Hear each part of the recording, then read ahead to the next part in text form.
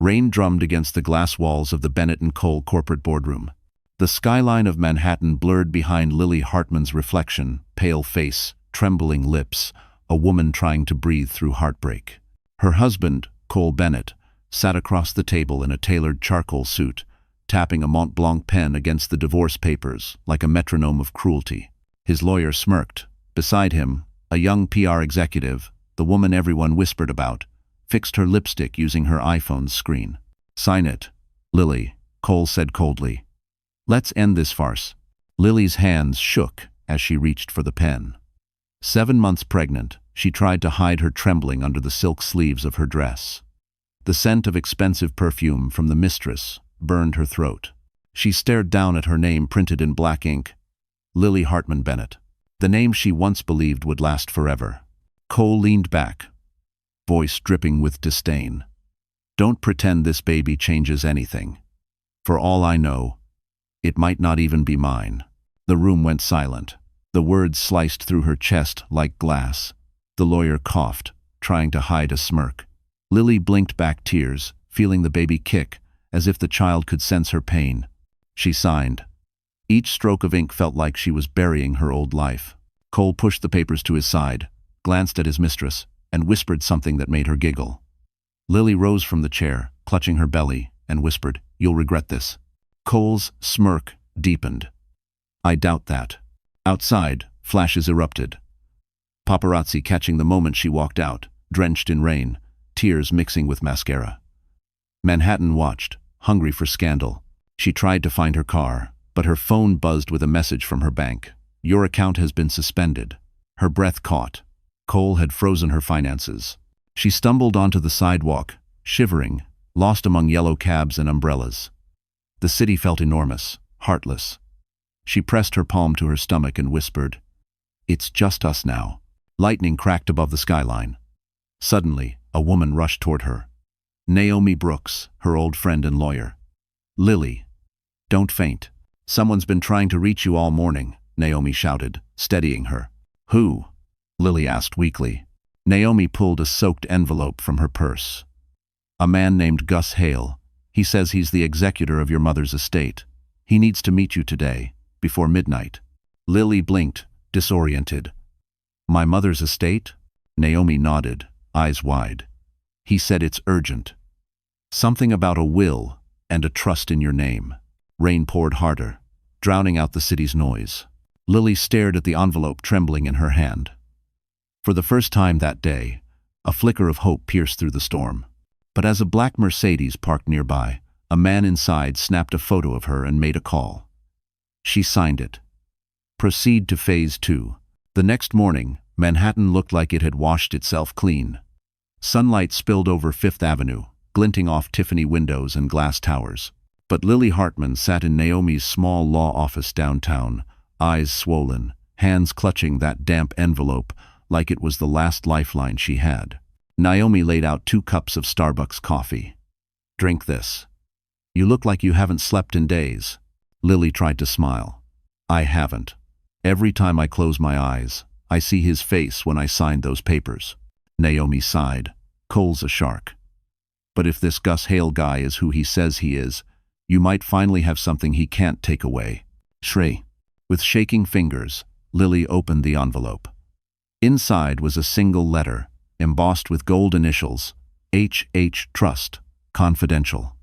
Her heart raced as she read, "Miss Hartman, as executor of your late mother's estate, I must inform you that your inheritance conditions will activate on your 30th birthday. However, early release may be granted under specific circumstances, one of which has just occurred."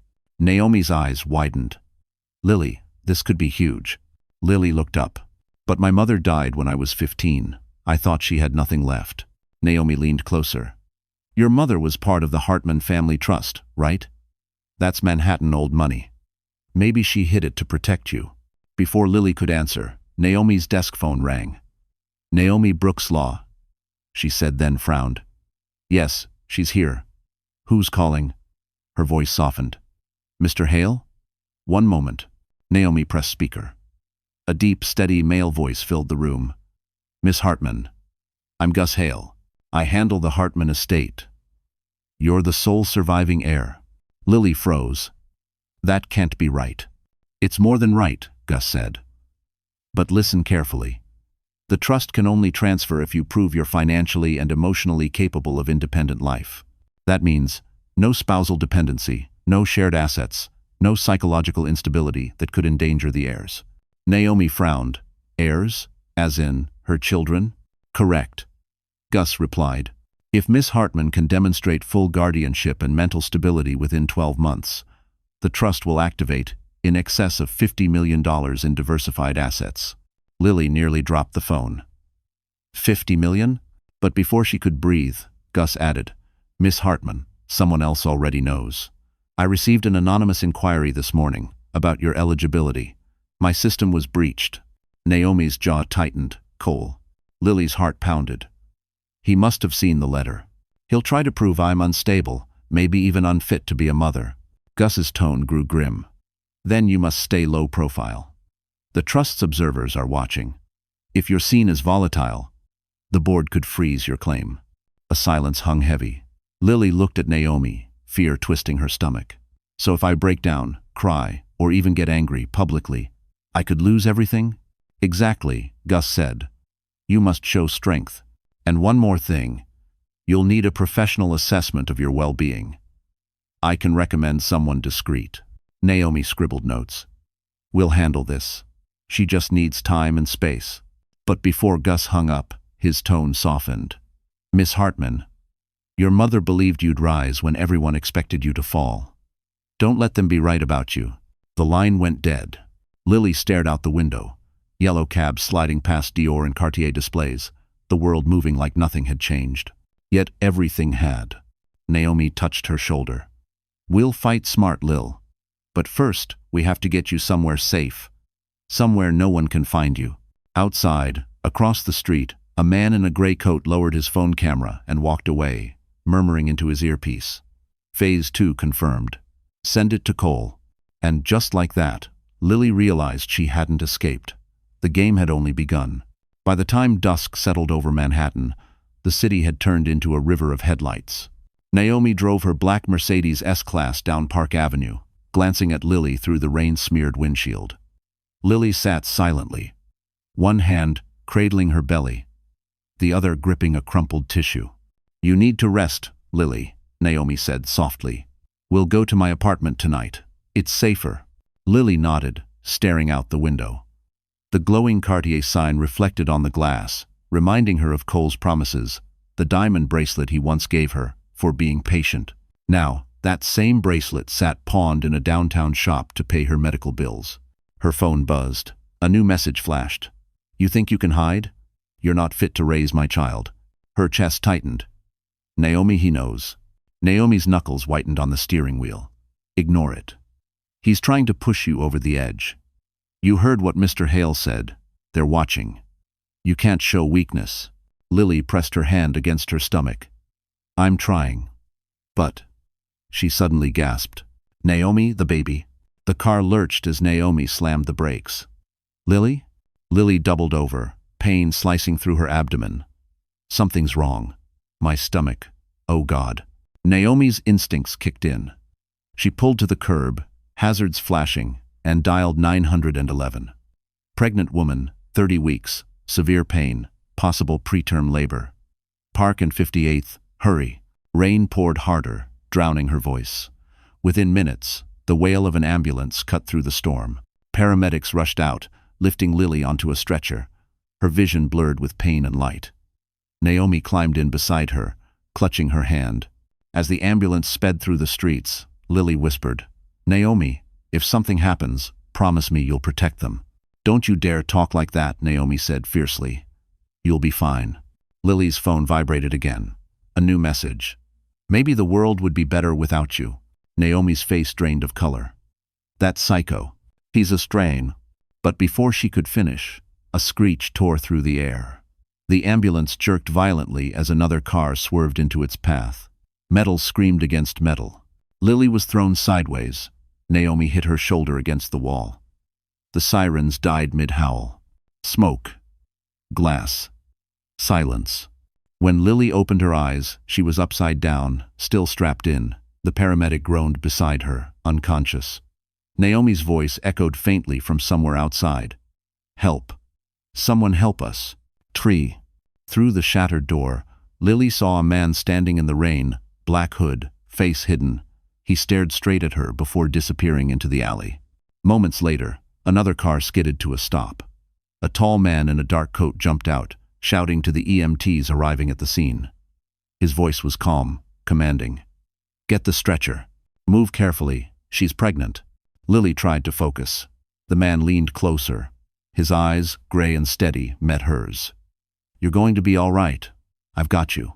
Kanta. Her vision faded as she heard Naomi say, "That's Ethan March, the billionaire investor. He was right behind us. He saw everything." Ethan's voice was the last thing she heard before losing consciousness. "She's not dying tonight." But as she blacked out, the paramedics discovered the ambulance's brake line, cleanly cut. This wasn't an accident. It was a warning. The next thing Lily felt was the blinding white light of the emergency room and the sound of her own heart monitor racing. The antiseptic smell burned her throat. She tried to move, but pain ripped through her abdomen. Someone pressed her shoulders gently back. "Easy, Miss Hartman," said a nurse. "You've been in an accident. You're in New York Presbyterian Hospital. You need to stay calm for the babies." "Babies." The word echoed through her haze. "The babies?" she whispered. Naomi appeared beside her, one arm in a sling, eyes red but alive. "They're trying to keep them in for a few more weeks, Lily. Just breathe." "When?" But the doctor's expression behind the mask was grim. "We can't wait." Her placentas ruptured. Prep for emergency C-section.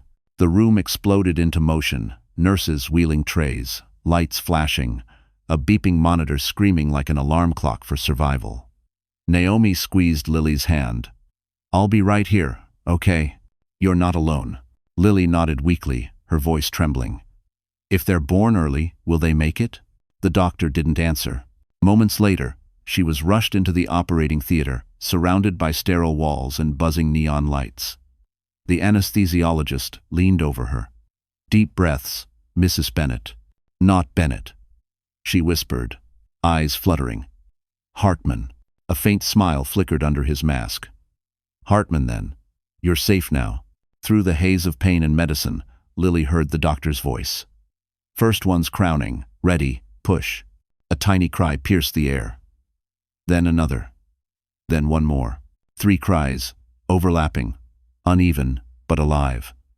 The sound filled the sterile room with something bigger than hope. Nurses murmured, "Triplets all breathing." Lily sobbed with relief. "My babies, they're alive." One of the doctors turned to someone at the door. "We'll need NICU support immediately." That was when she saw him, Ethan March. The man from the accident. His tailored coat was soaked from the rain, his gray eyes fixed on her with concern. "I'm not family," he told the nurse, "but I'm covering all her medical costs. Make sure she has the best care this hospital can offer." The nurse hesitated. "Sir, that's..." "I said all costs," Ethan repeated, his tone quiet but absolute. As Lily drifted in and out of consciousness, she saw him pull out a sleek black card and hand it to the staff. Then his gaze softened when he looked at her. "You're safe now, Miss Hartman. You did it." When she woke again hours later, the storm had passed. The city outside glowed silver beneath the skyline. Naomi slept in the corner chair, beside Lily's bed. Ethan stood looking through the nursery glass where 3 tiny incubators glimmered under pale blue lights. She whispered, "They're so small." Ethan turned. Small but strong, like their mother. Her eyes filled with tears. "Thank you for saving us." He shrugged lightly. "You'd have done the same for someone else." Then his tone grew serious. "But Lily, that ambulance." The brakes were cut. The police found clear evidence of tampering. Her breath caught. "You mean?" He nodded. "Someone wanted to make sure you never made it to that hospital alive." A silence stretched between them, heavy and electric. The hum of the incubators was the only sound. Lily's hand trembled as she reached for the glass separating her from her children. "Then, whoever they are," she said softly, "they just failed." "Pie." But outside that same hospital, a man in a black hood watched through the rain and whispered into his phone. She lived. Phase 3 begins. 3 weeks after the accident, snow blanketed Manhattan like silence itself. Lily sat by the hospital window, her body still weak, eyes fixed on the city lights that shimmered beyond the glass. Her triplets, Ava, Jack, and Noah, slept in the neonatal ward, tiny but stronger every day. She touched the glass bracelet around her wrists that bore their names. Naomi entered, her sling gone, holding a sleek folder. "You ready for this?" Lily sighed. "If it's another hospital bill." "No." Naomi smiled faintly. "It's not. It's the meeting Mr. Hale scheduled. He's coming here with the board trustee." "Board trustee?" "Yeah," Naomi said. "Apparently, the inheritance isn't as simple as cashing a check. It's tied to a corporate trust, Hartman Holdings. Tadu." Before Lily could process that, the door opened. Gus Hale stepped in gray hair, tailored navy coat, posture of a man who'd carried secrets for too long. Behind him was another man, tall, sharp suit, familiar gray eyes. "Ethan." "Mr. March?" Lily blinked. "What are you?" Gus smiled politely. "Ah, I see you've met. Mr. March is not only the man who saved you, he's also one of the trustees of your mother's estate." The air went still. Lily's fingers tightened on the blanket. "You're what?" Ethan looked uncomfortable. "I didn't tell you because it wasn't the right time. I was appointed years ago to oversee certain trust conditions. Your mother chose me when I worked with her foundation. She said if anything happened to her, she wanted someone who understood integrity, not greed." Gus laid the folder on Lily's lap. "Your mother, Margaret Hartman, left behind controlling shares in Hartman Holdings, several Fifth Avenue properties, and a long-term investment fund valued at approximately $50 million. Lily's breath caught. "That's impossible. She lived so modestly." "She hid it," Gus said softly. "She wanted you to grow up humble. The inheritance activates only if you live with independence and moral clarity, qualities your mother admired." Ethan added, "She designed this to protect you. But Lily, there's something you should know." Gus cleared his throat. "The board reviewed recent press. They're concerned. Photos of you leaving the courthouse in tears. Stories about instability, those could jeopardize your qualification." Naomi frowned. "That's unfair. She's been through trauma." "It's the condition," Gus said. "Public perception matters. Until you prove full stability and guardianship, the assets remain locked." Lily stared at the skyline, fury mixing with grief. "So the man who humiliated me could now cost me my mother's legacy?" Ethan's voice was gentle. "Not if you stay calm and strategic. Let him think you're broken while you rebuild quietly." Naomi leaned in.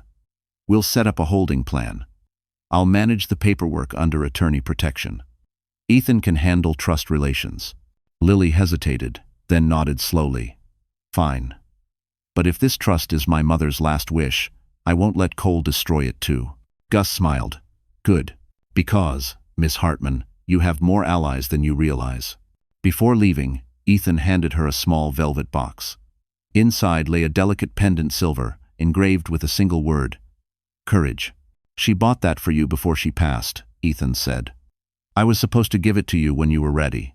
Lily's eyes filled with tears. "I don't feel ready for anything." "You don't have to," Ethan replied. "You just have to begin." But as they left, Gus received an encrypted email on his phone. Cole Bennett had filed a court motion, claiming Lily's mental instability endangered the triplets. The war had officially begun. Winter melted slowly into a soft, pale spring. 3 months after the hospital, Lily found herself standing on the porch of a cedar cottage in East Hampton, one of the smaller properties listed in her mother's trust. Waves lapped gently beyond the dunes, the air filled with the scent of salt and pine. For the first time in what felt like forever, there was silence. Inside, the cottage looked nothing like her old life with Cole. No marble floors, no sterile perfection. Just wooden beams, pale linen curtains, and a fireplace crackling beside a rocking chair where 3 bassinets stood in a row. Ava, Jack, and Noah slept soundly, each with a knitted cap Naomi had ordered from Etsy. Naomi, busy unpacking groceries, smiled. "I stocked you up: diapers, formula, baby wipes, and decaf coffee. I know how you like it. Lily managed to smile. You shouldn't have done all this. Are you kidding? Watching you rise again is my favorite revenge. They laughed softly. It felt almost normal. But as Naomi left later that afternoon, Lily noticed a black SUV parked near the dunes. It stayed there for nearly an hour before disappearing. That night, when the babies finally slept, Lily curled on the couch with her Kindle, scrolling through Atomic Habits. She underlined a quote. Every action you take is a vote for the type of person you wish to become, she whispered to herself. Then I vote to be strong. Days turned into weeks. Each sunrise brought a new rhythm. Feeding, burping, writing in a journal. She recorded every detail. Ava's tiny laugh, Jack's stubborn kicks, Noah's quiet curiosity. Healing came in small doses, like the tide reclaiming sand. Ethan visited every few days, bringing supplies and advice. One afternoon, he arrived with a Mont Blanc folder and a gentle smile. The trust audit went through, he said. You're officially cleared for independent management. Lily's eyes widened. You mean I can start making decisions? He nodded. Within limits. You can control Hartman Holdings' public projects. It'll prove your capability. Lily hesitated. Cole won't stop, will he? Ethan's expression darkened. He's filing more motions. Claims you're emotionally unfit and that you fabricated the inheritance. She felt her chest tighten. Fabricated? How low can he go? Lower than you can imagine. Ethan said quietly. But you have something he'll never have again. Public sympathy. That evening, they stood outside watching the sunset. The sky blazed with pink and gold, reflecting in the glass of Ethan's parked Mercedes. He looked at her, the wind lifting her hair. You remind me of my wife, he said softly. Not because you look like her, but because you refuse to break. Lily looked down, her throat thick. She must have been lucky. No, he said, I was. Their eyes met, lingering just long enough to feel something unspoken. Not romance yet, but recognition. Two souls scarred by loss. Later that night, as the house slept, Lily sat by the window with her laptop, drafting plans to reopen her mother's charity foundation. Her reflection in the glass looked calmer, wiser, reborn. But then the power flickered. Once. Twice. The lights went out. She froze, heart hammering. From outside came a faint engine hum. Through the curtain, she saw headlights. The same black SUV parked by the dunes. A shadow stepped out, walking toward the house. She grabbed her phone, whispering, Naomi, someone's outside. The call didn't go through. No signal. Only the wind and her pounding heart. And as she reached for the nearest thing, a baby monitor, a red light blinked on the device that hadn't been there before. Someone was already watching her from the inside. The morning after the blackout, Lily woke to the faint cry of her babies and the smell of salt in the air. The power had returned, but the memory of that shadow outside hadn't left her. Every creak of the old cottage made her tense. By the time Naomi arrived with groceries, Lily's nerves were stretched thin. Someone was out there last night, Lily said, pacing. I saw headlights near the dunes again. Naomi frowned. I'll call local security. You're not supposed to be alone here, Lily. I can't leave now, Lily said, rocking baby Noah. If I run every time I feel afraid, Cole wins. Oh. Before Naomi could answer, a deep voice came from the doorway. You don't have to run. They turned to see Ethan March standing there, wearing a wool coat, snow melting off his shoulders. The SUV you saw, it was mine. I was checking the property after getting a strange call from Gus Hale. Someone tried to access your trust files again. Naomi sighed with relief. You scared the life out of us, Ethan. He smiled faintly. Sorry about that. I didn't want to call in case your phone was compromised. Lily looked up. Compromised?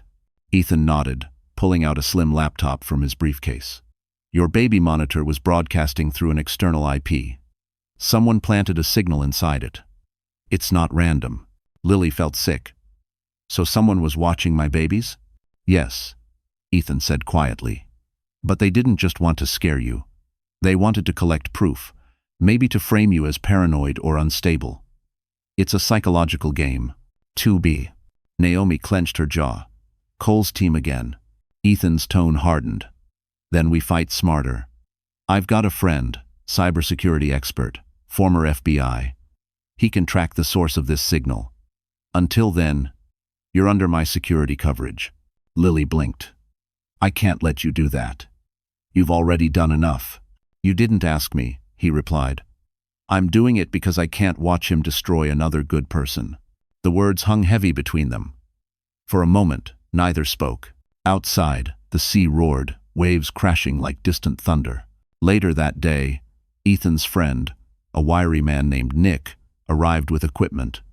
He moved through the house quietly, scanning each device. The signal came from a satellite router hidden under the nursery floor, he said. It's sophisticated. Someone professional set this up. Lily sat down hard. Professional, as in. Nick met her eyes. As in corporate surveillance. Not paparazzi. Someone with money. Ha. Naomi muttered. Cole Bennett money. Ethan exhaled slowly. We'll file a report, but first we cut them off. That night, Ethan installed a new encrypted network. Lily watched him work by the flickering fireplace. His concentration, his calm, his quiet presence. It all felt disarmingly safe. Why are you helping me, really? She asked finally. He looked up, the glow from the fire softening his face. Because I've been where you are. I lost everything once. My wife, my peace. Someone lied, and the world believed it. No one deserves to drown alone. She swallowed hard. Thank you, he smiled slightly. Don't thank me yet. This isn't over. The sound of the wind filled the space between them. The babies stirred, soft sighs filling the warm air. For the first time in months, Lily felt something she hadn't dared to feel: trust. Hours later, long after Ethan left, Lily stood at the window holding Noah. The stars above the Hamptons glimmered faintly. Then, across the dunes, she saw a small light blink twice, like a coded signal. Her blood ran cold. She whispered, Ethan, please tell me that's you. But miles away in Manhattan, Cole smiled at his phone screen as a live feed reconnected, her cottage once again visible through a new hidden camera. Phase 4 had just begun. By early summer, the Hamptons shimmered under sunlight. The ocean breeze carried a quiet promise of renewal. But Lily Hartman no longer trusted calm. She had spent weeks rebuilding firewalls around her devices, legal walls around her children. The fear hadn't disappeared, but it had transformed into something sharper: resolve. That morning, Ethan arrived with a Navy folder tucked under his arm. You've got your clearance, he said, placing it on the wooden table. The trust board approved your provisional management rights for Hartman Holdings. It's time to take your name back. Lily blinked. You mean I can actually run part of the company? He nodded. Not all of it yet. But you'll oversee community projects and PR. It'll prove your stability to the board and to the world. Naomi, joining by video call, clapped. This is your comeback arc, babe. Let's make it cinematic. Lily smiled for the first time in days. Where do I start? Ethan leaned forward. We'll set up an office space downtown. My firm can loan you staff until you recruit your own. Just stay visible, composed, professional. Let Cole underestimate you. 3 days later, Lily walked through the revolving doors of a Manhattan skyscraper, dressed in a cream suit and low heels. The lobby gleamed with marble and light. It wasn't just a building, it was her mother's legacy reclaimed. She took the elevator to the 32nd floor, heart racing as the doors opened to a glass-walled office with sweeping views of the city. A young assistant handed her a Mont Blanc pen. Miss Hartman, the contracts for the Midtown renovation are ready for your signature. Miss Hartman. The name felt powerful again. She signed, steady and sure. By noon, Ethan dropped by to check on her progress. How does it feel? She smiled faintly. Like breathing after being underwater too long. They spent the afternoon reviewing proposals, their heads bent over spreadsheets glowing on MacBook screens. Outside, the skyline stretched endless and brilliant. But just as Lily began to believe things were turning around, Naomi's call came through, voice tight. We've got a problem. Cole filed for joint custody, and he's petitioned the court to evaluate your mental fitness. He's claiming you're delusional, that you staged the surveillance. Lily's pulse spiked. He's insane. We have evidence, Evidence doesn't matter if public opinion turns, Naomi interrupted. He's hired a PR firm. They're already feeding gossip blog stories about your emotional breakdowns. Ethan's jaw clenched. Then we hit back smarter. Facts, not outrage. That night, Lily stood at her office window as Manhattan glittered below. She remembered Cole's words from the divorce hearing. No one will believe you. Now she had to prove him wrong. She began drafting her own press statement. Nothing defensive, nothing emotional, just truth. A mother reclaiming her name. She attached photos of her charity relaunch plans, evidence of her work, her medical reports clearing her health. Naomi reviewed the draft and said softly, "This isn't just damage control. It's redemption." Hours later, the post went live on Hartman Holdings' verified account. Within minutes, it trended.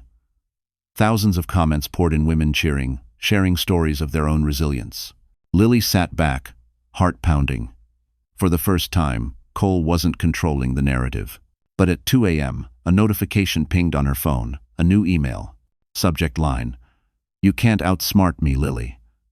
Attached was a single photo, grainy security footage of her holding Ethan's hand at the office. Her throat tightened. Beneath the image, one line glared back at her. "See you in court, sweetheart." And as she stared at the screen, the city lights outside flickered. Like Manhattan itself was warning her that her climb had just entered dangerous heights. By mid-July, Manhattan's heat felt suffocating. Every tabloid headline on the newsstand seemed to scream her name. Lily Hartman, unstable mother. Billionaire Ethan March's new flame. Charity or cover? Up. Cole had done it. He'd poisoned the public against her with polished lies and paid gossip. Inside her office, Lily stood frozen before a wall of glowing screens. Ethan's PR director, a composed woman named Marissa, clicked through slides. "He's framing you as emotionally erratic. He's claiming you're spending trust funds on luxury vacations and leaking photos of you and Ethan." Lily's voice trembled. "But I haven't even left Manhattan." "That doesn't matter," Marissa said. "People don't believe facts. They believe stories, especially tragic ones with villains they can hate. Right now, you're his villain." Naomi stormed in, waving a folder. "I got the custody evaluation order. The judge wants to review your fitness as a mother." Cole's pushing for supervised visitation. He's gone nuclear. Ethan stood in the corner, silent, his jaw tight. He finally said, "Then we'll show them who Lily Hartman really is." He turned to Marissa. "Set up a media slot, a live interview. National network. No tabloids, no gossip." Lily blinked. "You want me to go on TV?" "Yes," Ethan said firmly. "Tell your story. Not through lawyers. Through your own voice. You've been hiding, letting him define you. It's time to reclaim the narrative." No. The idea terrified her. But the next day, she stood under studio lights, heart racing, while makeup artists dabbed powder across her trembling hands.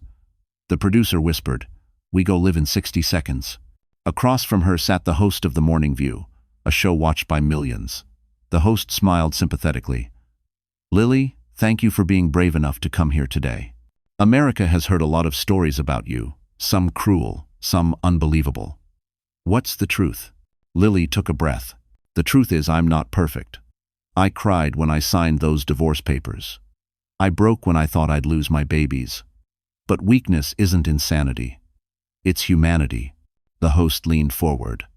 "And what about your relationship with Ethan March?" Lily met the camera head-on. "He saved my life, literally. But he's not my story. My story is survival. My story is 3 babies born too soon who taught me what strength really is." The studio went silent. Even the crew paused. Lily continued, voice steady now. "If people want to call me unstable because I refuse to let my ex-husband destroy me, so be it. But the only label that matters to me is mother." Applause erupted in the studio. The segment aired that evening and exploded online. #Justice for Lily trended within hours. Influencers, mothers, and even journalists rallied to her side. Back in her office that night, Naomi burst through the door, breathless. "You did it. The tide's turning. Even the judge's office is reconsidering the custody review." Lily smiled faintly, tears brimming. Maybe truth still matters. But just as hope bloomed, Marissa rushed in, face pale. We have a problem.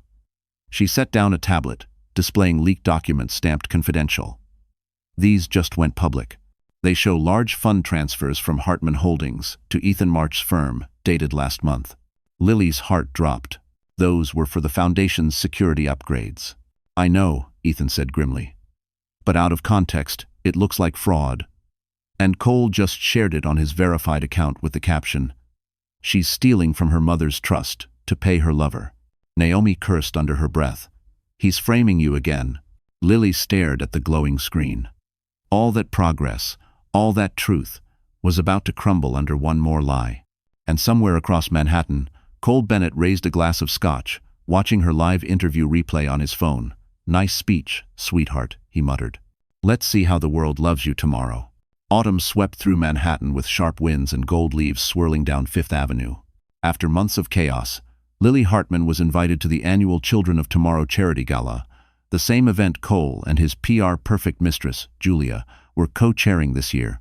The irony wasn't lost on anyone. Naomi slammed the invitation on Lily's desk. This is bait. I know, Lily said calmly, flipping the card. But it's also a stage. If I stay silent, I'm the ghost of his story. If I show up, I'm the headline. Ethan crossed his arms. You understand what you're walking into.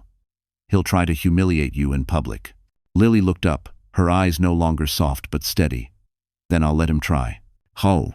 That evening, the Plaza Hotel glowed like liquid gold under chandeliers. Paparazzi lined the red carpet. Guests in Dior and Versace swept past camera flashes. And then, a hush. Lily arrived. She wore a simple off-white gown. No diamonds, no glitter. Just grace. Her hair was tied back, makeup subtle. Her presence radiant. Every lens turned toward her. Miss Hartman, is it true you stole funds? One reporter shouted. Lily smiled gently. The truth has already survived worse lies. Inside, the ballroom was a sea of champagne glasses and whispers. Cole stood near the main stage, tuxedo crisp, Julia clinging to his arm like an accessory. When he saw Lily, his smirk faltered for a split second. Well, he said when she approached. Didn't expect you'd show your face here, darling. She met his gaze coolly. You underestimate me, still. Julia chimed in, her voice sweet and venomous. Careful, Cole. She might livestream this and cry again. Lily smiled faintly. Oh, Julia, don't worry. I'm saving my tears for people with souls. Ethan appeared beside her, offering his arm. The room's energy shifted. Photographers snapped like wildfire. Shall we? He asked. Cole's jaw tightened. You think parading with another man makes you innocent? Ethan's tone was calm but razor-edged. No. But it makes her untouchable. The band began to play. As Lily stepped onto the dance floor with Ethan, the crowd parted. Cameras captured her every move. Elegance wrapped in defiance. Halfway through the evening, the host took the microphone. Tonight, we honor those rebuilding hope for children in need. Miss Lily Hartman, would you do us the honor of presenting the keynote? Cole's smirk returned. Oh, this will be good.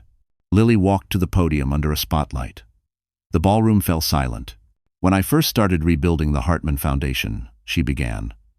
People said I wasn't fit. Too emotional. Too broken.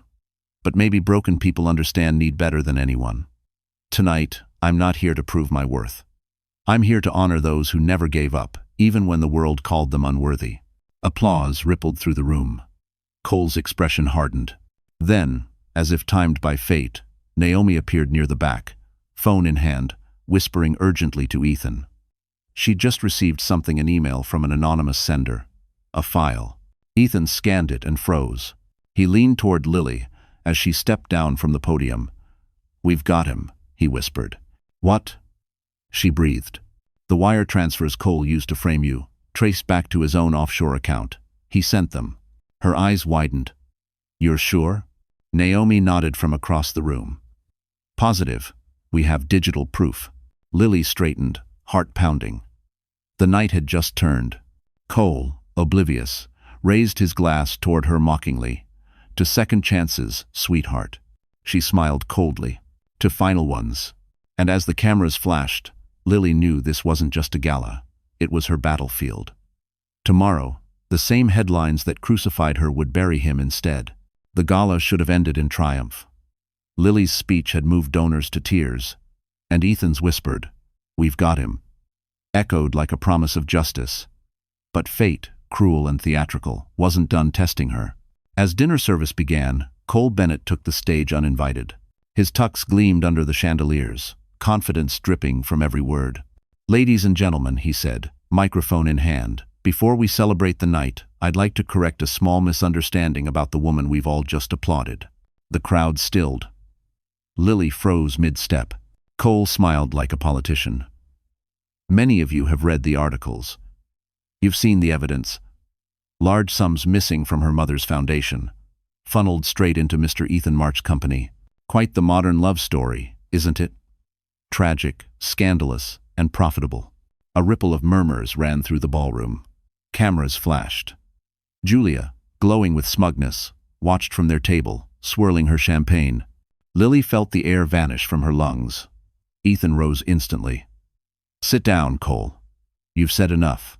Cole smirked. "Don't play the hero, Ethan. We both know this woman's been manipulating you, and the system, since day one. Look at her. Perfect lighting, perfect tears. A fraud born for sympathy." The audience watched, captivated by cruelty. Lily stepped forward. Her voice, soft but steady, cut through the noise. "You're right, Cole. I did cry. I cried when you called our unborn child a mistake. I cried when you froze my accounts and left me with nothing. But tonight," she lifted her chin, "I'm done crying for you." Gasps fluttered through the crowd. Cole opened his mouth, but she continued. "Louder now. You talk about love stories. Here's the truth. You didn't lose me because I was weak. You lost me because I finally saw what strength looks like." The room erupted in applause. Even some of Cole's associates turned away, uncomfortable. But Cole wasn't finished. "Touching speech, Lily," he sneered. "Almost makes people forget your mother's trust funded that penthouse you hide in." Ethan stepped closer. "That penthouse was legally transferred under the Hartman estate." "Sure," Cole interrupted. "Maybe she seduced the trustee, too." The words cracked like thunder. The audience gasped. Camera zoomed in on Lily's face, her composure flickering, but only for a heartbeat. Ethan's fists clenched, but she touched his arm. "No," she said quietly. "He doesn't get to pull me into the mud." She turned toward Cole, her voice calm, almost pitying. "You keep using my pain as entertainment, Cole. But the difference between you and me? I heal. You perform." For a moment, silence hung heavy. Then the host, sweating and nervous, took back the mic. "Thank you, Mr. Bennett, but we'll return to our scheduled program." Cole's smirk faltered. The applause that followed wasn't for him, it was for her. Naomi rushed over, phone in hand, whispering urgently, "Lily, the data. Gus and I traced the transfers. It's done. Tomorrow morning, the press gets everything." Lily exhaled shakily. Then tonight, he can have his moment. As she left the ballroom, flashbulbs followed her, but this time, not with mockery. Reporters called her name, voices different now, almost reverent. Outside, cold air bit her cheeks. Ethan caught up to her on the steps of the plaza.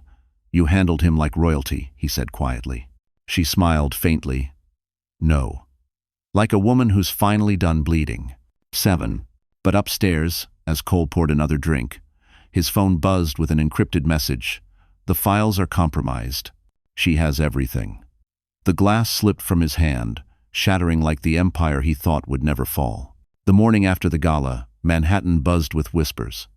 Every news outlet replayed Cole's humiliation. Every talk show analyzed Lily's calm defiance. But while the world speculated, Lily and Naomi were already 2 steps ahead, buried in evidence inside Naomi's law office on Madison Avenue. Stacks of printed emails, wire transfers, and internal memos covered the oak table. The hum of the city outside barely reached them. Ethan sat across from them, sleeves rolled up, scrolling through a laptop screen filled with digital documents. Naomi muttered. "He built a maze of shell companies. Cayman Islands, Zurich, even Singapore. Every cent of the so-called missing trust funds went straight to Bennett Holdings under false names. Ethan leaned in. He knew how to hide it, but not perfectly. Look here, same signature, different date stamp. He forgot to change the metadata. Lily rubbed her temples. So we have proof he fabricated everything. Not just that, Naomi said, sliding a folder toward her. We have enough to show he embezzled from his own company, used the Hartman Foundation as cover, and tried to frame you for it. Lily stared at the files, heart racing. We can finally end this. Naomi hesitated. Maybe. But we need one more piece. A witness inside Bennett and Cole who can verify this paper trail. Otherwise, Cole's lawyers will bury us in technicalities. Ethan nodded. Someone on the inside. The office door creaked open. A timid voice said, "Maybe I can help." So, they turned. A young woman stood there, red-eyed, trembling, clutching a flash drive. "Who are you?" Naomi asked. "My name's Amber. I was Cole's executive assistant." Her voice cracked. "I can't keep lying for him anymore." Lily rose slowly. "You worked for him when?" Amber nodded. "Since before the divorce. I know everything. The offshore transfers, the fake receipts, even the private investigators he hired to follow you. He said he wanted proof of instability. I thought it was business. I didn't know he'd hurt you." Ethan handed her a bottle of water. "You're doing the right thing now." Amber plugged the flash drive into Naomi's laptop. The screen filled with scanned receipts, emails, and recorded calls. One file name made Lily's stomach twist. AMB2104. WAV. Naomi clicked it. Cole's voice spilled through the speakers, cold, deliberate. "Make sure she looks hysterical in public. Leak the hospital records, the crying photos. I want a narrative, the unstable heiress. Once the custody ruling's mine, she can disappear quietly." The room fell silent. Lily pressed a hand to her mouth. Her eyes glistened, but her voice stayed firm. "That's enough," Naomi whispered. "This will bury him." Ethan exhaled, half relief, half fury. "We'll submit everything to the court. And the press, simultaneously. No more waiting." But before Naomi could reply, her phone buzzed. "Unknown number." She answered. And a distorted male voice came through. "You think those files will save her? Try checking your office window." Naomi froze. Ethan turned sharply toward the glass. Across the street, a man in a dark jacket stood on a rooftop, camera lens glinting under the morning sunday. Ethan yanked the blind shut. "He knows we have the files." Naomi grabbed her bag. "We need to move now. The original evidence stays with me. You two go separate routes." "On." Lily's pulse hammered as Ethan took her arm and led her down the back stairwell.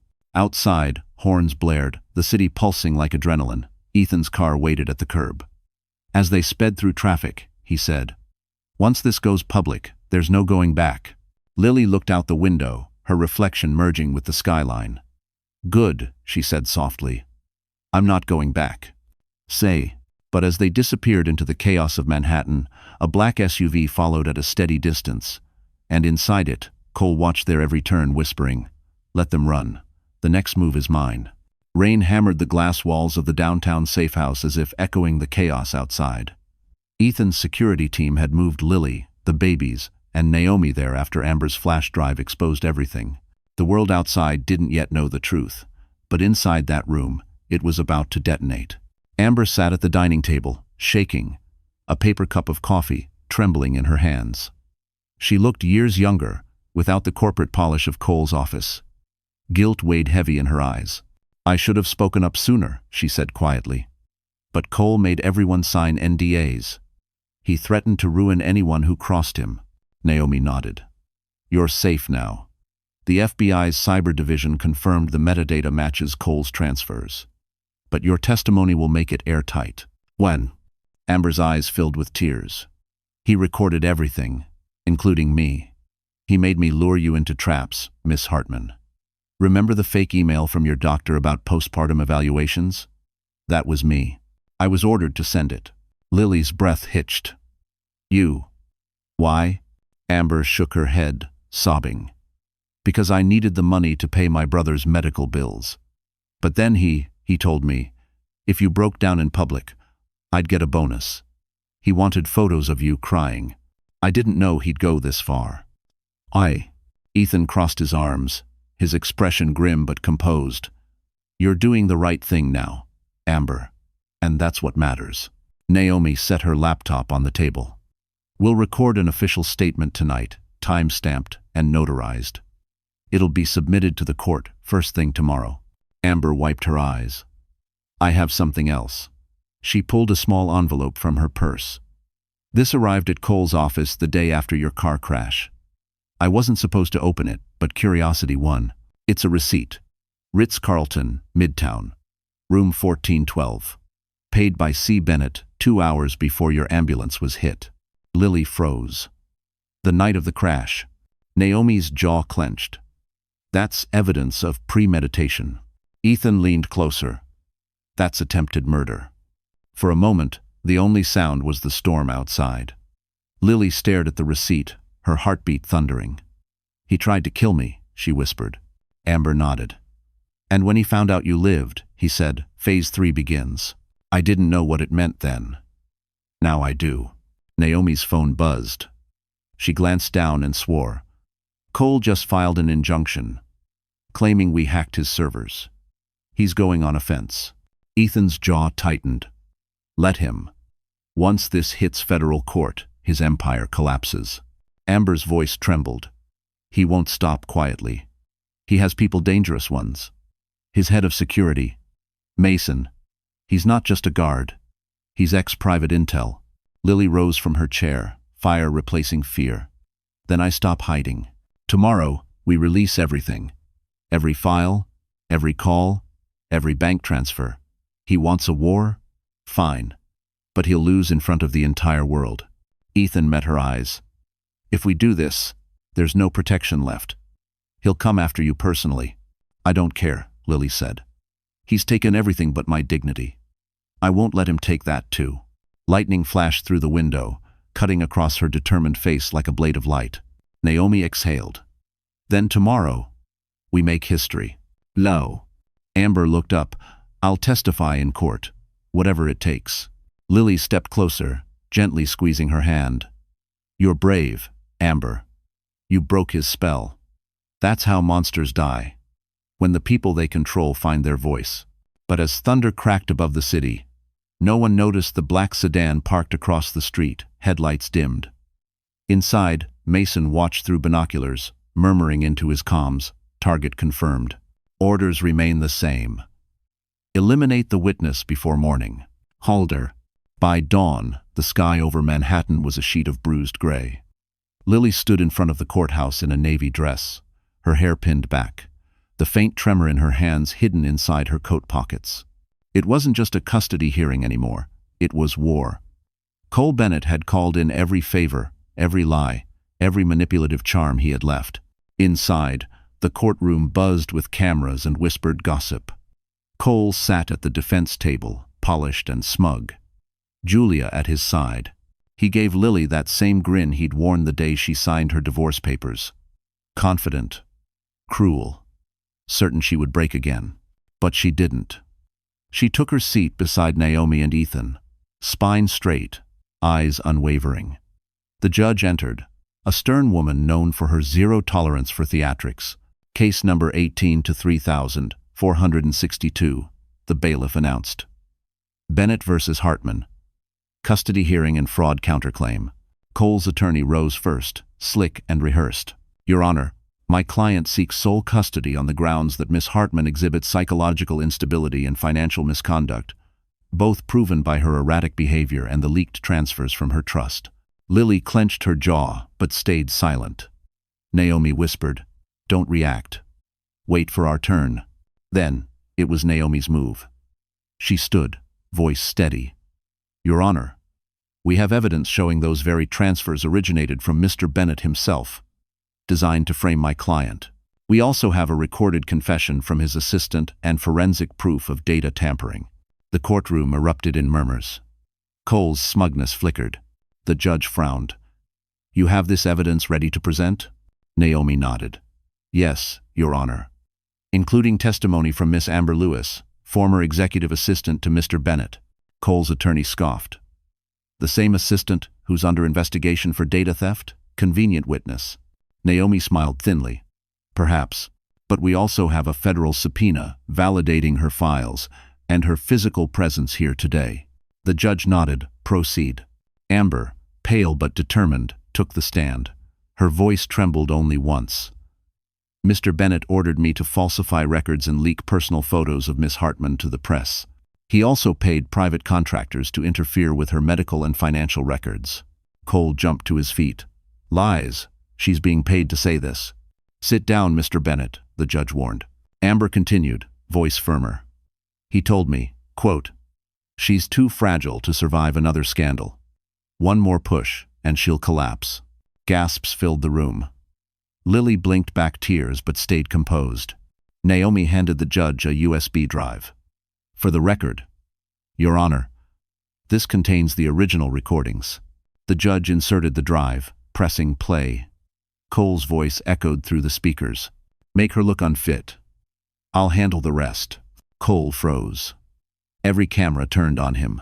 Julia's face drained of color. Ethan leaned toward Lily. This is it. He's finished. But Cole wasn't the kind to surrender. That's out of context, he barked. That's... The judge slammed her gavel. Enough, Mr. Bennett. She turned toward Lily. Miss Hartman, your composure in this proceeding speaks volumes. The court temporarily grants you full custody pending further investigation. Tears filled Lily's eyes, but she held them in. Naomi squeezed her shoulder. As they left the courtroom, flashbulbs erupted. Reporters shouted questions, but Lily didn't stop. She looked at Ethan, whispering, It's finally over. Ethan shook his head softly. Not yet. People like him don't lose quietly. At that moment, Naomi's phone buzzed with a new message. Her smile vanished. It's Amber. She didn't make it to the safe house after court. Her GPS stopped 2 blocks from here. Lily's blood ran cold. What do you mean, stopped? Naomi swallowed hard, eyes wide. Stopped. Completely. And across town, a black sedan idled beneath a bridge, rain tapping against its roof. Inside, Amber's phone glowed faintly on the passenger seat, still recording. The last sound captured was Mason's voice whispering, Orders complete. Rain hadn't stopped since the verdict. It fell in slow, relentless sheets over Manhattan, washing the city in cold silver. For Lily Hartman, it wasn't victory that filled her chest, it was sorrow. Amber Lewis, the one woman brave enough to speak the truth, had been found dead in what police called a car accident. Everyone knew it wasn't an accident, but proving it was another story. Lily stood at the window of her Upper West Side penthouse, holding Noah in her arms while the twins slept nearby. Naomi's voice on speaker was sharp, furious. The NYPD's calling it a brake malfunction. No witnesses. No camera angles. Just another statistic. Pi, Lily whispered. He's silencing anyone who helps me. Ethan's voice came through next, calm but steel-edged. Then we stop playing defense. We don't just prove he's guilty, we dismantle his legacy. Lily turned, her reflection hardening in the glass. How? By building yours, Ethan said. 2 weeks later, the Hartman Foundation for Single Mothers launched with quiet grace in a midtown boardroom. The logo was simple, 3 small stars, 1 for each of her children. The event wasn't flashy. No red carpet, no champagne, just purpose. Lily stood at the podium, wearing a tailored black dress and no jewelry except her mother's silver pendant. Today, she said, voice steady despite the tremor in her heart, we're creating something that can't be bought or broken. Dignity, opportunity, safety for women who've been silenced. The small crowd erupted in applause. Cameras clicked, not tabloid cameras this time, but real journalists. The kind who reported courage, not scandal. After the event, a reporter approached. Miss Hartman, your ex-husband declined to comment on the ongoing investigation. Do you have anything to say to him? Lily smiled faintly. Yes. Thank you for teaching me how much strength silence can hide. The next day, the headlines shifted. Lily Hartman turns pain into power. From victim to visionary, Cole's PR empire began to crack. Investors pulled out of Bennett Holdings. Clients canceled contracts. His mistress, Julia, was photographed leaving his penthouse with suitcases. But Cole didn't crumble quietly. That evening, he appeared live on a business network, his voice measured, his mask flawless. "This is a witch hunt," he said. "My ex-wife is manipulating tragedy for fame. I pity her." Ethan watched from his office, jaw tightening. He's using sympathy as a weapon again. Lily, sitting nearby, didn't flinch. "Then let's use truth as ours." 1. She opened a folder marked Project Reclamation, a collaboration between her foundation and Gus Hale's firm. Together, they were reclaiming properties Cole had fraudulently tied to his company. Each asset returned under the Hartman name was another nail in his coffin. Within a month, her foundation's impact spread across the city. Billboards read, "Dignity is not negotiable, Hartman Foundation." Donations poured in from women who saw themselves in her story. Even the district attorney took notice, reopening Cole's financial fraud case under public pressure. Still, late at night, when the lights dimmed and the baby slept, Lily felt the ache of Amber's absence. She'd light a candle by the window and whisper, "You didn't die for nothing." One evening, Ethan stopped by with takeout and news. The DA's freezing his accounts. They're raiding Bennett Holdings tomorrow. Lily met his eyes. "Tomorrow?" "Yes. You'll need to stay out of sight. Once he knows you're behind this, he might try something desperate." Lily nodded slowly. "Let him. I've lived through desperate before." She turned back to the window as Manhattan glowed beneath the rain, her reflection layered over the skyline. For the first time, her life wasn't defined by fear, it was defined by purpose. But somewhere in the shadows, Cole watched the breaking news with a glass of whiskey and a loaded plan. "If she wants to destroy my name," he muttered, "I'll burn hers with mine." For the first time in years, Lily Hartman woke up without fear. The morning sun spilled across her kitchen like gold. The smell of coffee, the sound of giggles from the nursery life, felt real again. Ethan March was sitting at her breakfast bar, sleeves rolled up, feeding Jack mashed bananas while Ava and Noah played on the floor. "You're getting good at that," Lily said, smiling softly as she poured coffee into 2 mugs. He chuckled. "I'm a fast learner. Besides, they like me better than you right now." She laughed, a sound that had become rarer but brighter. "Only because you don't make them eat vegetables." It was ordinary, simple, beautiful. The kind of peace that once felt impossible. Outside, New York was still wild and ruthless, but in this small apartment, everything slowed down. Ethan looked up. "The foundation's numbers came in this morning," he said.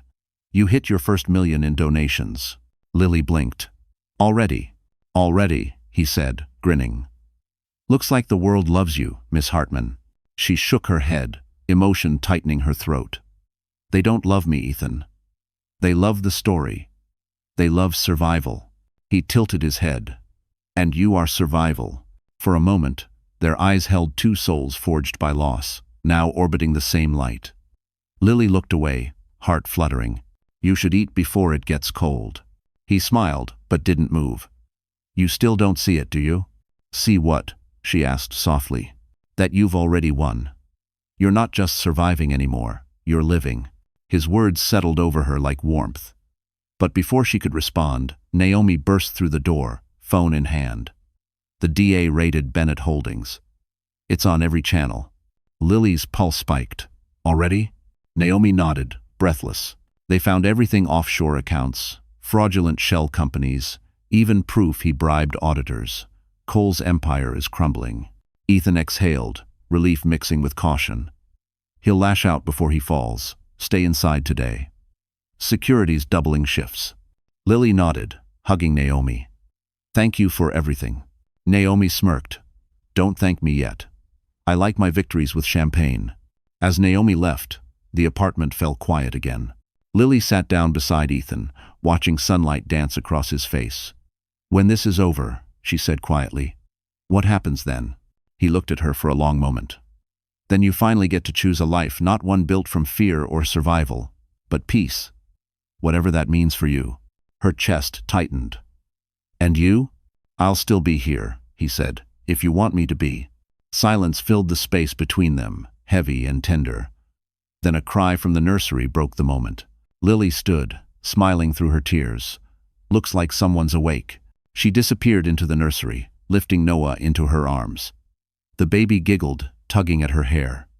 "You're safe now," she whispered. "All of us are." That evening, they all had dinner together, Ethan, Lily, and the triplets. No business talk, no court filings, no ghosts.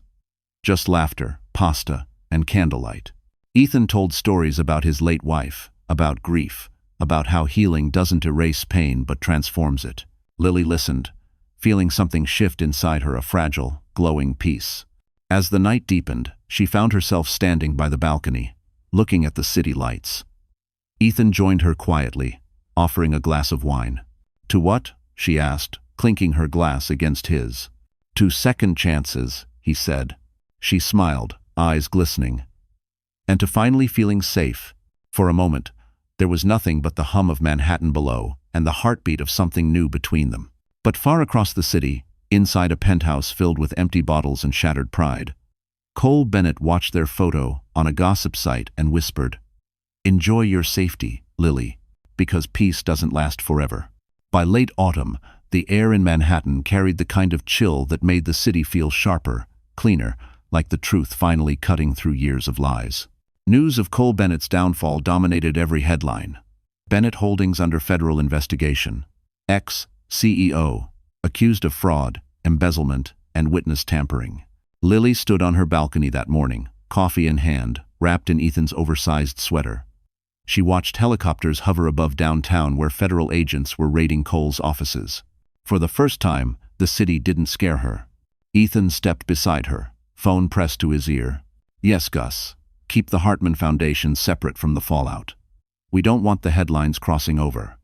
He ended the call and turned to her. "It's official. The SEC froze all his assets. His empire's done." Lily exhaled, her breath misting in the cold air. He built everything on lies. It was only a matter of time before it collapsed. Ethan nodded. "Time and you." That same morning, Cole Bennett arrived at his office to find chaos. Agents swarmed through the marble lobby, seizing computers and files. His assistant wouldn't meet his eyes.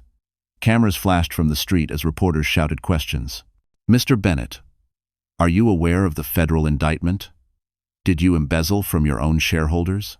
Cole forced a smile, slipping into his Mercedes with the calm arrogance of a man who refused to believe he'd lost control.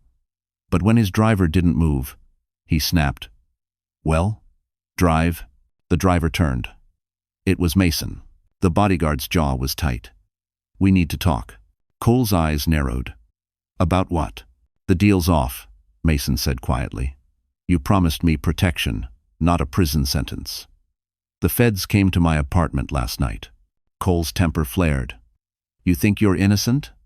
You followed orders." "My orders. That makes you guilty too." Mason stared straight ahead. "I recorded everything. If I go down, you go down first." Cole lunged for him, but Mason shoved him back against the seat. "You should have paid me what you owed, boss." He opened the door and disappeared into the street, leaving Cole fuming and alone. Back in her apartment, Lily received the call from Naomi. "It's happening. Cole's facing 37 charges. They're freezing his accounts worldwide. He'll lose everything." Lily sat quietly, her children playing on the carpet nearby. "Everything but his conscience," she murmured. "Assuming he still has one." Naomi said dryly, "I'll see you at the press conference tomorrow. The DA wants you there." That night, Cole stumbled into his penthouse, dark, empty, silent. Julia was gone. His phone rang. The caller ID read Ethan March. He hesitated, then answered. Ethan's voice was calm, almost pitying. "You should turn yourself in, Cole. It's over." Cole laughed bitterly. "You always wanted her. Don't pretend this was about justice." "This was never about her," Ethan said. "It was about who you chose to become." "Pies." Cole's eyes burned with rage. "You think you've won? She'll never be clean again. The world forgets fast, Ethan. And when they're bored of her redemption story, she'll be the villain again. You'll see." The line went dead. Cole hurled his phone across the room. An hour later, the lights of his penthouse flickered as he poured a final drink. The city stretched before him like a glittering lie. He walked to the balcony, wind slicing across his face. Cameras below caught the image. The fallen billionaire staring at the skyline that once worshipped him. Meanwhile, in Lily's apartment, Ethan turned on the TV. The breaking news banner flashed. Cole Bennett resigns as CEO amid scandal, facing criminal charges. Lily closed her eyes, whispering, "Justice doesn't need vengeance. It just needs truth." She turned toward her children, who were asleep in their cribs, and tucked the blanket around them. But across town, as Cole stepped back from his balcony railing, his last words drifted into the night. "If I'm going down, I'm taking her story with me." And somewhere, deep inside the dark, a spark of danger still flickered. The morning of the press conference, Manhattan pulsed with tension. Reporters gathered in front of the courthouse, their cameras trained on the podium flanked by American flags. Headlines had already declared the storm. Cole Bennett indicted on 37 counts of fraud and conspiracy. But what everyone really waited for was Lily Hartman, the woman who had brought the empire to its knees. Inside the courthouse lobby, Lily adjusted her black blazer, her hands trembling slightly. Ethan placed a reassuring hand on her shoulder. "You don't owe them a show," he said quietly. "You just owe them the truth." Jai. Naomi, flipping through her legal notes, added, "And remember, this isn't just about Cole. It's about every woman who's been silenced by men like him." Lily met her reflection in the glass door, not the frightened wife from months ago, but a survivor, a mother, a name no longer tainted. "Then let's finish this," she said. The doors opened. Flashes exploded like lightning. The crowd surged forward. Lily stepped to the podium, Ethan and Naomi standing behind her. The hum of murmurs died down as she faced the sea of lenses. "Good morning," she began. "For over a year, my life has been torn apart by lies, not just personal, but corporate. Today, justice begins to rebuild what deceit destroyed." She held up a folder marked Hartman Foundation records. "Every cent in my mother's trust has been accounted for. Every accusation against me was fabricated by Cole Bennett, who used fear as a tool and money as a weapon." A reporter shouted, "Ms. Hartman, do you have proof?" "Yes," she said, voice unwavering. "You'll find every document uploaded publicly as of this morning. Transparency isn't optional for me anymore. It's survival." The crowd buzzed. Naomi nodded approvingly. Ethan watched her, pride softening his features. Lily continued, "But this isn't just my story. It's about anyone who's been told they're too emotional, too fragile, too small to fight back. Dignity doesn't come from perfection. It comes from persistence." Sinn Freund. The applause that followed wasn't polite. It was thunderous. Moments later, the district attorney stepped forward to confirm the charges. Cole Bennett had been formally indicted and would face trial within the month. But just as Lily started to step away from the podium, chaos erupted. A man in a dark coat broke through the barricade, yelling her name. Security moved instantly, tackling him to the ground. Reporters screamed, cameras flashing. Lily froze, heart pounding. Naomi shielded her, but Ethan grabbed her arm and pulled her back toward the courthouse steps. "Who was that?" Lily gasped. A security officer radioed, "We've got him. ID says Mason Carter, former private security for Bennett Holdings." Lily's blood ran cold. "Mason." Ethan's expression darkened. "Cole's enforcer." Inside the police van, Mason struggled against cuffs, shouting, "He's not done. He said the story's not over." 2. Lily stared as the van doors slammed shut, sirens wailing into the distance. The press swarmed again, shouting questions, but Ethan guided her away. Back inside, Naomi exhaled shakily. That could have gone bad fast. Lily leaned against the marble wall, breath trembling. "He's trying to scare me. Even from the shadows, he wants control." Ethan looked her straight in the eye. "Then take it back, all of it. You've told the truth, now live it. Let him rot with his lies." Bide. Later that evening, the footage of the conference aired on every major network. The image of Lily standing tall against the flashing chaos became iconic. Tweets flooded social media. "Truth has a face." In her apartment that night, Lily held her children close as they drifted to sleep. For the first time in years, she felt peace. The noise of the city outside sounded like applause, but somewhere in a dim jail cell, Cole Bennett smirked at the news broadcast. "She thinks it's over," he murmured. But the story ends when I say it does.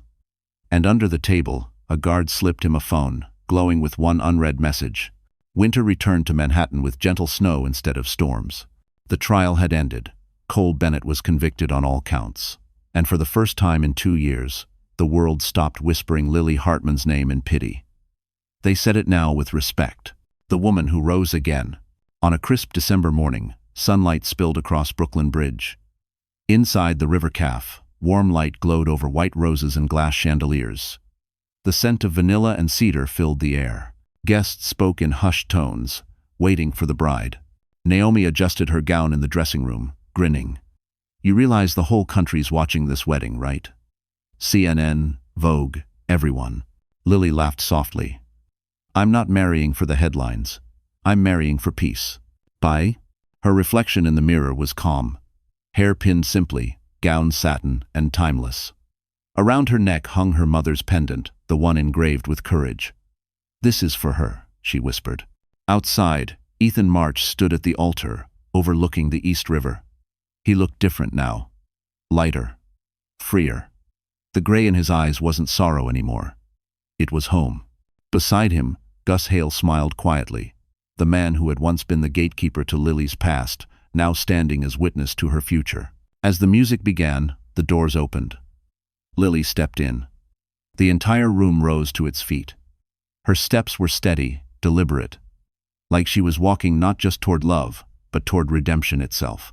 When she reached Ethan, he whispered, "You look like peace." She smiled. "And you look like everything after it." The officiant spoke softly over the hush of the river outside. "You've both endured storms most never could. Today, you don't promise perfection, you promise presence." Hauling. Lily squeezed Ethan's hand. "Presence is all I ever wanted." They exchanged vows written by hand, signed with the same Mont Blanc pen that once sealed her divorce papers. A symbol of endings reborn as beginnings. "I don't promise to protect you from pain," Ethan said, "but I promise to stand beside you when it comes." "And I don't promise a perfect love," Lily replied. "Only an honest one, built from scars, not illusions." 1. When the officiant declared, "You may kiss the bride," the crowd erupted in applause. Cameras flashed, but this time Lily didn't flinch. She leaned in and kissed Ethan softly, the world blurring around them. Naomi wiped her eyes. "Damn it, I swore I wouldn't cry." Gus chuckled. That's what happens when justice turns romantic. Outside, snow began to fall, light, almost cinematic. As they stepped into the open courtyard, reporters shouted questions. "Miss Hartman, what's next?" Lily looked up at the sky. "Next?" She smiled. "Life. Finally, just life." Ethan wrapped his arm around her as photographers captured the moment. "You know," he said quietly, "your story's going to be taught in business ethics classes one day." Lily laughed. "I hope they skip the crying parts."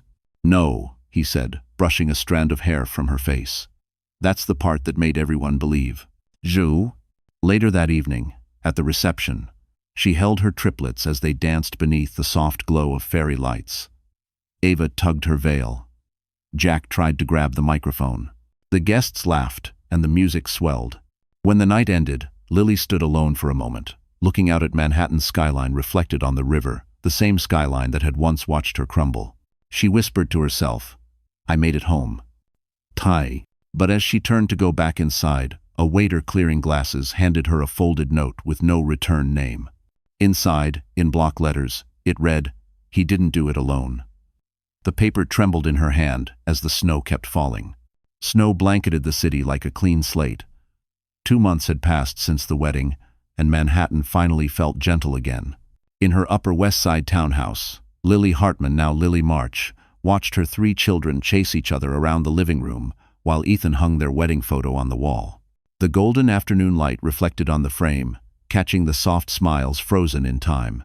"Perfect," Ethan said, stepping back. "Now it feels like home." Lily smiled, curling up on the couch with a cup of tea. "It finally does." "Well?" The triplets squealed as Ava tripped over a toy truck, and Lily rushed over, laughter filling the air. The sound no longer carried tension, it carried peace. The woman who once signed her name through tears now signed permission slips for preschool. The skyline beyond her window wasn't a reminder of pain anymore. It was a view of survival. Naomi dropped by that afternoon with a box of documents. "Guess what?" she said, placing it on the table. "The foundation just received federal status. You're now an official nonprofit across the U.S." Lily grinned. "From courtroom trauma to corporate registration. That's poetic." Naomi winked. "You did this, Lil. No headlines, no scandals. Just work, compassion, and guts." Ethan poured coffee for all three of them. And let's not forget, she single-handedly turned her story into a movement. Dignity is Power has raised millions. Lily rolled her eyes. "I didn't start a movement. I just stopped apologizing." They laughed.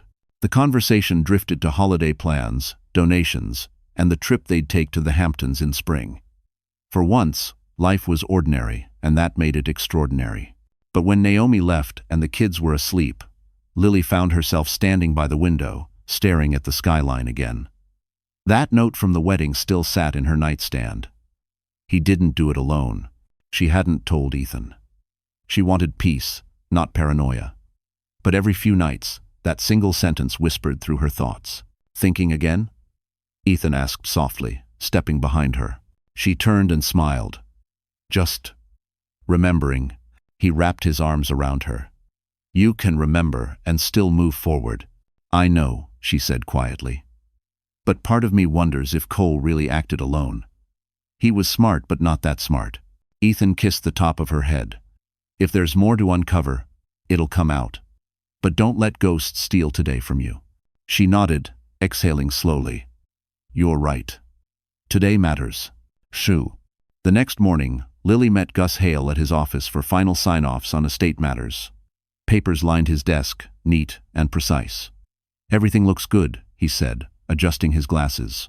"Except for one small item, an anonymous deposit to the trust fund 6 years ago. No signature, no trace. But it doubled the assets." Lily frowned. "Anonymous?" "Yes," Gus said thoughtfully. "Whoever it was, they wanted to keep you safe before all this began." She smiled faintly. "Maybe some angels wear suits." By evening, the townhouse glowed with laughter and warmth. Ethan was reading to the kids by the fire. Lily folded blankets nearby. The world outside was cold, but inside, life was soft again. As the fireplace crackled, she opened her journal and wrote, "To the woman, I was the day I signed those papers. You were broken, but you still walked away. That's courage.